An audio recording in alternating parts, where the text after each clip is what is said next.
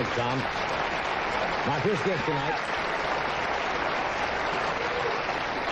So much has been said about Bob Hope, there's really nothing left to say. He is an American institution. And this Sunday, January the 18th, his all-star anniversary tribute, 30 years.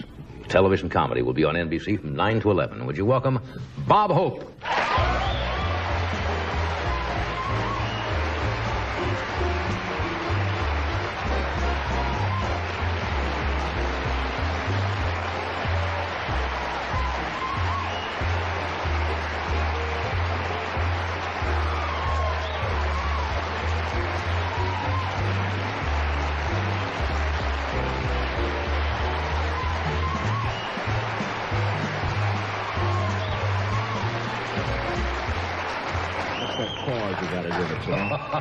I was waiting. I was buttering a bun back there.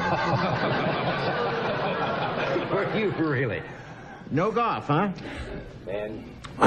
That's right. Currently, you have this Palm Springs Desert Classic going on. I've been flying in. What are you commuting back and forth? Every day by Spanish Airlines. Spanish Airlines? This guy has a plane. I've just been flying up, playing golf, flying back, editing the show, working with... I understand one night Gerald Ford filled in for you? Yeah, he filled in at the gala.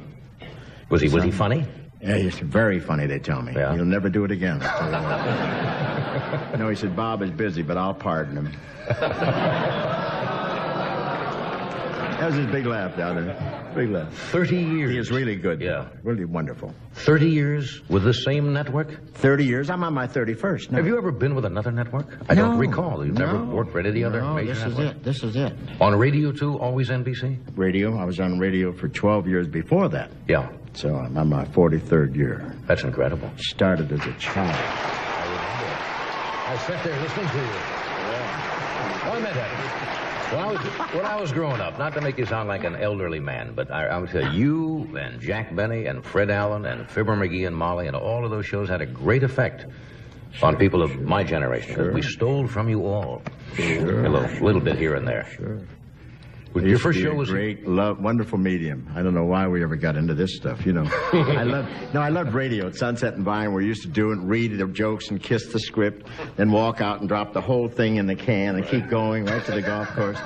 Now you have to go and have your head blocked, Makeup and all of that stuff. Shibe look you over. My God, it's murder. Your first show, I think we mentioned once, was Easter? It was around that time? Easter 1950, yeah. Was at the New Amsterdam in New York. Yeah. Was it a good show? It was pretty good. It was outside of me. It had Doug Fairbanks Jr., who's on my 30th, and it had B. Lilly, and Jim Starbuck and Max Liebman production, and we introduced a redheaded gal, and just for the tag, who turned out to be Dagmar. Yeah, a little gal, Flo Lewis. In those days, people didn't know much about television, did they? I mean, you just kind of got in front of a curtain and did it. That's right. Turned the camera on. Oh, God, it was something else. And, that was 50, and I had done, up to that time, I'd done 7 or 8 Academy Awards. I've done command performances, White House appearances, but I was still nervous on that first show. Isn't that funny? No, I can. And I was uptight, And it was something, but they held me over. I came back to do the second show a month later, and I got into a cab in front of the Waldorf, and cab driver said, Bob Hope, huh? I said, that's right. He said, what are you going to do, another television show? I said, that's right. He said, your first one wasn't too good, I said, who asked you? He said, I'm the public. I'm the public. And I went right in and hired Tom Petty, and I opened my second show with that scene. That's a funny idea. In those days, it wasn't as funny as it was in the cab. In those days, of course, they had no such thing as tape. That was black and white in 50, and you didn't get any retakes. It was go out and do it. What did they do? Make a kinney, didn't they? Make a kinescope. Well, they had a kinescope, which really kind of taking a film of a television show. And everybody looked like they were underwater, those kinescopes. And then they didn't play here, if you remember in those days. The shows would appear in the East first, and about 3 weeks later, they would send them out to California, and they would play the kinescope. There was no. So. Oh yeah, there was no cross. What was the cable? Didn't the cable? Was it radio? The cable came in from Salt Lake or something?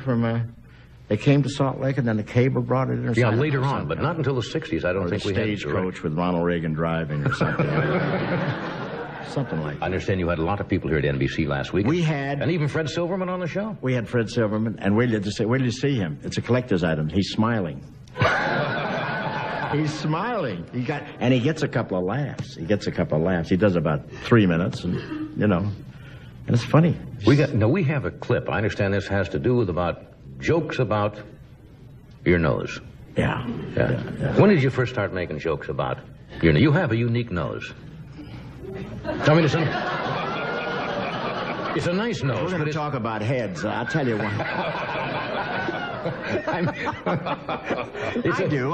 It's a good-looking They've nose. overdone it. But they had to have something that was strange about me. You know, the writers. So they Right. start. Now, do I have a funny nose? No. Thank you. No, you don't have a funny How about nose. you? See what the writers dig up? That's right. Dirty writers. What is this? Just a composite of things over the years about? Yeah, well, that's just one of the scenes that I pull out of a Danny Thomas, a personal appearance, and I say he gives me an award, the Danny Thomas Award. He's the only one that ever received it. So let's roll the tape. Then we go in the nose joke. It's a little preview of. What a beautiful bunch of stars are here tonight.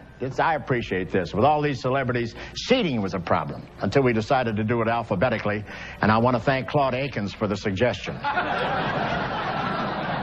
Now, there was only one awkward moment when Jamie Farr and Zsa Zsa Gabor came in with the same hairdo. Danny, this is a wonderful award, but I'll have to think of a special place to put it. Why don't you hang it on your nose? Just put this cone over your nose. There you are. Why can't I have a cone like the one you've got on your nose? I had to pay through the nose.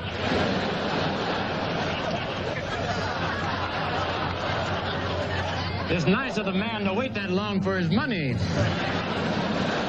I could let you have it between your eyes, but I see you've been punished there enough already.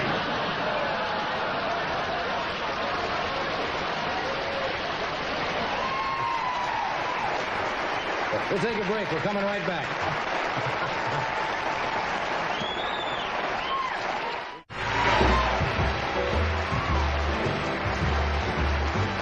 We're back. We're talking about Bob's desert. You said Bruce Litsky shot what today? Bruce Litsky, he's leading again today, but he had a 30 on the back nine of La Quinta yesterday. Oh, 30 He was two strokes for shots 9 ahead. holes? He was 2 shots ahead of Jerry Pate and Jack Nicklaus. And Trevino's right in there, so it's really a horse race. What do you normally shoot now? All kidding aside. Ask me how I'm playing. How are you playing? If it was a prize fight, they'd stop it. I played pretty good on Wednesday. I only fell out of the cart twice. And that's while I was putting. What's the best round? What's the best round of golf you've ever had? I had the best round, of course, was O'Donnell, which was a 9-hole golf course, which in two different sets, I had 66 there. Just about a long time ago. Then I had a 71 in 1952, playing with Shelley Mayfield. That's the best round in competition that I had. That's pretty fair 71 at White Sulphur In Springs. other words, if you would have really stayed with it, you could have probably gone on tour. Oh, no, with the girls. Sure. No. You got to work. You got to work hard. Yeah. We couldn't do it. We don't have time to do that. You have to practice, don't you? That's it. Beat yourself down a little bit. We're going to see each other. We're going to be back in Washington, D.C. You've been at more of these inaugurals than I have. Well, who's the first president you entertained? Roosevelt, I think you said once. Roosevelt.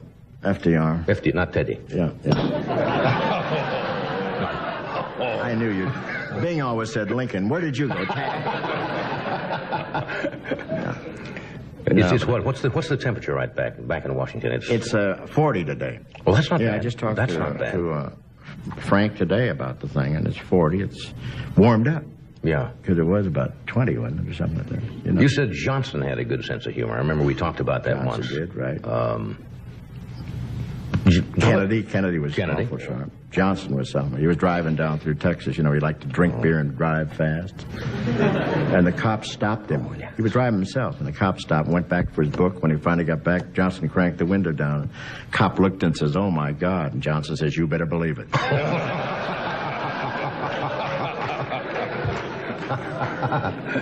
You think, well, I've asked you, you've been asked, I'm sure, to get involved some way politically. Mm-hmm. Never challenged you, never thought you'd be good at it or wanted to do it? What? No, not at all. I've been asked a couple of times. One by Jack Warner one time to run for the Senate, and then I've been asked to run a couple of times, but never. I don't think I'm qualified. And You'd want to get up there and get laughs, too. That's right. Yeah. That's right. And let me tell you, all those presidents want to get laughs, too. Ronnie's pretty good. Jim. Yeah, he's good at he's good at Oh, yeah, he gets laughs. He gets damn good laughs. I hope he stops being an actor and starts to produce, don't you?